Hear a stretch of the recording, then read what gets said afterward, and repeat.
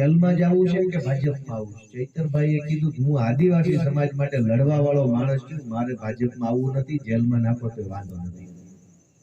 કરોડો રૂપિયા લઈને લોકો ભાજપમાં જોડાઈ જાય છે, ચાલુ ધારાસભ્યો વેચાઈ જાય છે, રોજ સવારે જાગીને છાપું ટીવી કે ફેસબુક ખોલો તો લખાઈને આવે ઠેકણા ભાઈ વેચાઈ જાય. લોકસભાની ચૂંટણી આવી છે, ભાઈએ જેમ સ્થાનિક ભાષામાં કીધું એટલે તમને વધુ સારી રીતે સમજાય કે લોકસભાની ચૂંટણીમાં ચૈતરભાઈ વસાવા ઉમેદવાર તરીકે ઉભા રહ્યા છે ઇન્ડિયા ગઠબંધનના, એટલે કે કોંગ્રેસ પાર્ટી અને આમ આદમી પાર્ટીના સંયુક્ત ઉમેદવાર તરીકે ઉભા રહ્યા. બધાને ખ્યાલ છે ને? બહેનોને ખ્યાલ છે બધાને? બહુ સરસ. તો ચૈતરભાઈને આપણે દિલ્હી મોકલવાના છે. આપણા આદિવાસી સમાજના પ્રશ્નોને રજૂઆત કરવા માટે અમને દિલ્હી મોકલવા છે, એટલે આ મીટિંગનું આયોજન કર્યું છે. અને આ મીટિંગમાં આપણી વચ્ચે ચૈતરભાઈ નથી આવી શકતા એ વાત પણ દેવેન્દ્રભાઈએ પોતાની રીતે બધું કીધું તમને, અને તમે પણ જાણતા જ હશો કે શું સમસ્યા થઈ છે. તો ચૈતરભાઈ નથી આવી શકતા માટે એમના ધર્મપત્ની વર્ષાબેન વસાવા અને શકુંતલાબેન વસાવા આપણી વચ્ચે છે. આપણે એમનું એકવાર તાલીઓ પાડીને સ્વાગત કરીએ. આપણી વચ્ચે અમરસિંહભાઈ વસાવા છે, ગણેશભાઈ છે, આપણી વચ્ચે ઈશ્વરભાઈ છે, ગામના આગેવાનો છે, બધા એમનું નામ મને આવડતું નથી. પારસીભાઈ, તો બધા આગેવાનો આપણી વચ્ચે ઉપસ્થિત છે.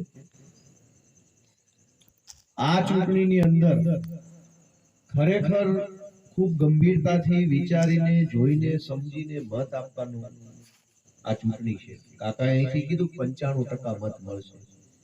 એ એમનો ઉત્સાહ છે, એ એમનો પ્રેમ છે ચૈતરભાઈ પ્રત્યેનો.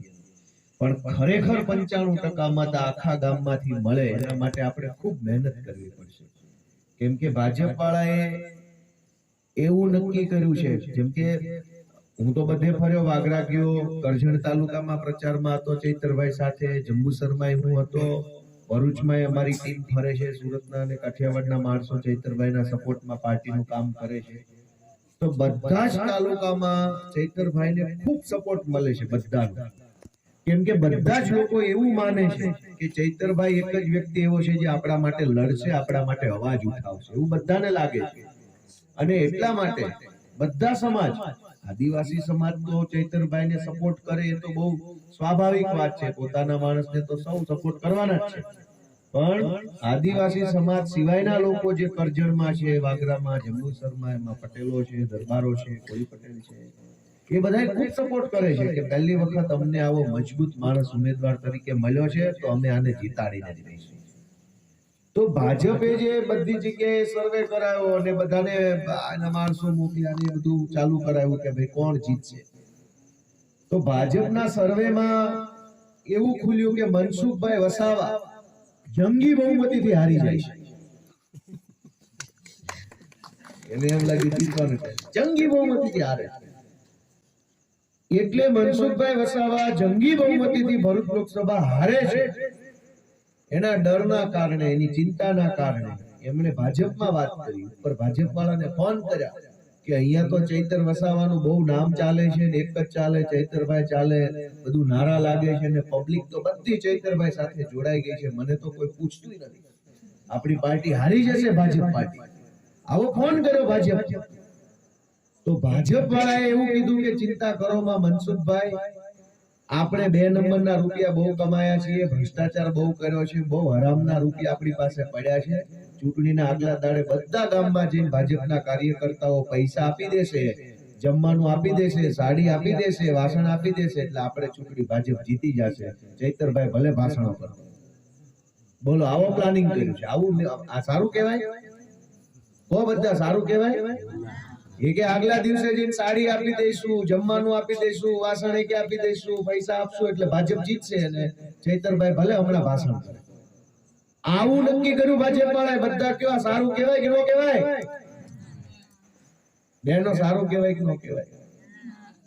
સારું કહેવાય, સારું કહેવાય. ના પાડવાનું કોણ? તો કોઈ ના ન પાડતા આપણા જ લૂંટેલા પૈસા છે, આપણા માનીને આપણે રાજી ખુશીથી લઈ લેવાના છે. એ કે એમની જમીનો વેચીને દેવાના, એ કે એમના ઘરેણા વેચીને આપવાના, એ આપણા લૂંટીને જ આપણને દેવાના છે. તો આપણને લૂંટે અને એ પૈસા આપણને આપે તો પૈસા કોના કહેવાય? તો આપણા પૈસા લેવા વાંધો શું છે?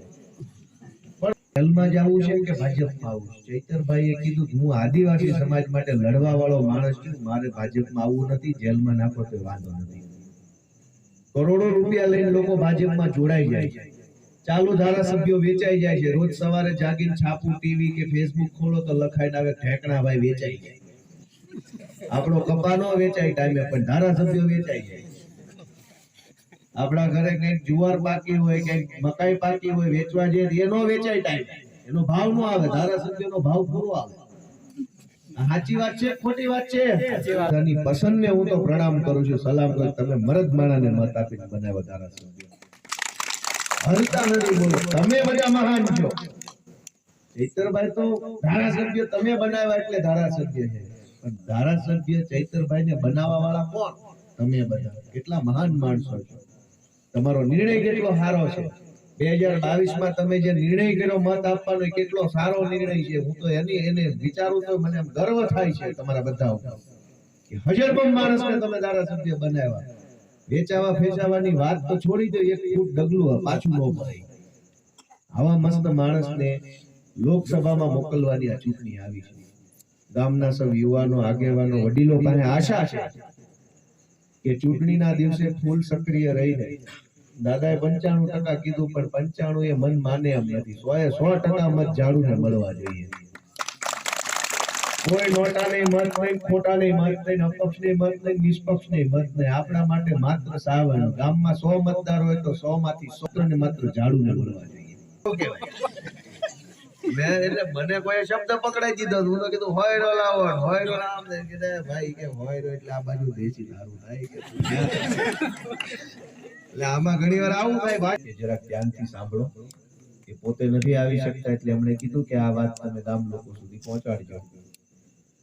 એક વાત એમણે એવી કીધી છે કે 17 તારીખે, આવતી 17 તારીખે ચૈતરભાઈનું ચૂંટણીનું ફોર્મ ભરવા માટે ભરૂચ જવાનું છે, અને એમાં આખા ગામે, ગઢ આખા ગામે ત્યાં ભરૂચની અંદર આવવાનું છે, એવું ચૈતરભાઈ આમંત્રણ તમને આપ્યું છે. તો આખું ગામ, બોલો આખું ગામ આવશો કે નહીં આવો? સાધનની વ્યવસ્થા કરેલી છે.